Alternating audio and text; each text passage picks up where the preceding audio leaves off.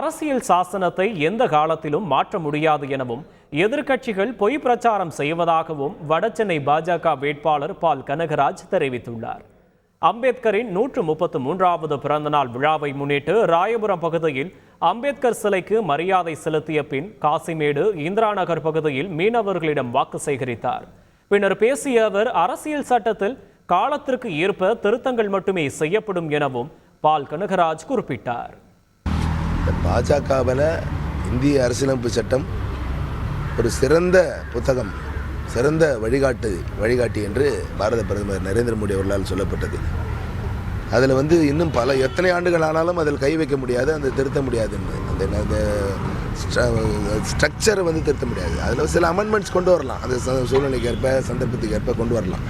Amendments அந்த main இதை பாதிக்காத அந்த மெயின் ஸ்ட்ரீம் அதை பாதிக்காத வண்ணமாக இருக்க வேண்டும் என்பது தான் இது. அது கண்டிப்பாக யாராலையும் அது பண்ண முடியாது. செய்திகளை உடனுக்குடன் தெரிந்து கொள்ள உடனே சப்ஸ்கிரைப் பண்ணுங்க.